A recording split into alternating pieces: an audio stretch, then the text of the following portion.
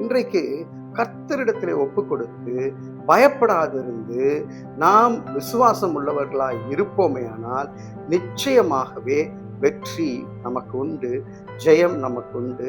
நாம் இந்த சூழ்நிலையை கடந்து போவோம்.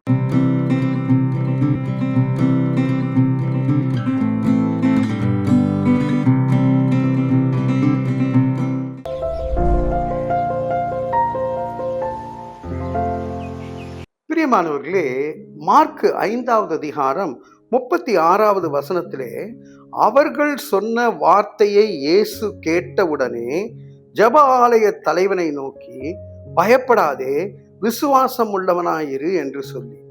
இது ஒரு நிர்பந்தமான சூழ்நிலை.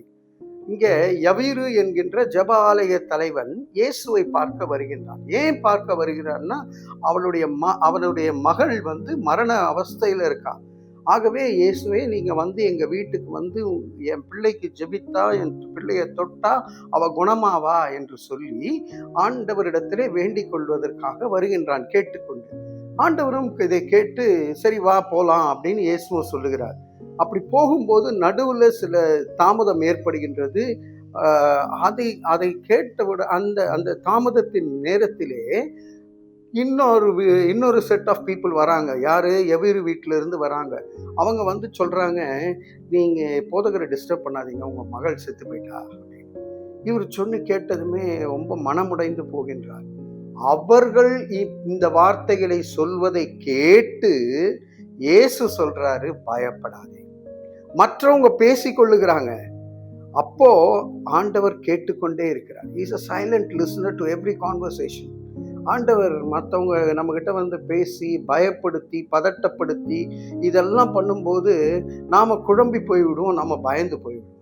அப்போது ஆண்டவர் சொல்கிறாரு, பயப்படாதிரு. இன்னைக்கு உங்கள் சூழ்நிலை, உங்களுக்கு ரிப்போர்ட்ஸு, உங்களுடைய மற்றவங்க உங்ககிட்ட சொன்ன காரியங்கள் இதெல்லாம் குறித்து நீங்கள் பயப்படாதிருங்க.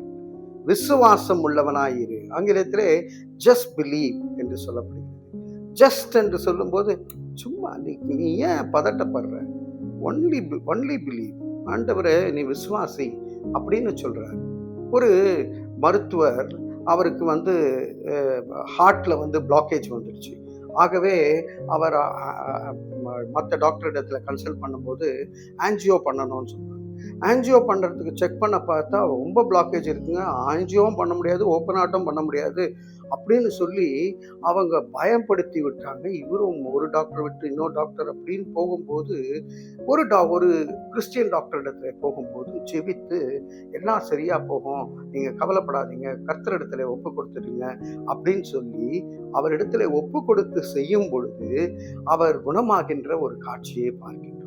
இன்றைக்கு கர்த்தரிடத்திலே ஒப்பு கொடுத்து பயப்படாதிருந்து நாம் விசுவாசம் உள்ளவர்களாய் இருப்போமே ஆனால் நிச்சயமாகவே வெற்றி நமக்கு உண்டு, ஜெயம் நமக்கு உண்டு.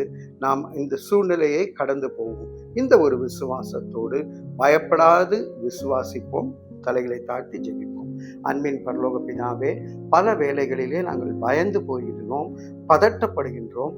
பயப்படாதிருந்து கர்த்தாவே, நாங்கள் விசுவாசம் உள்ளவர்களாய் இருக்க இயேசுவின் மூலம் ஜெபிக்கிறோம் நல்ல பிதாவே. ஆமேன், ஆமேன்.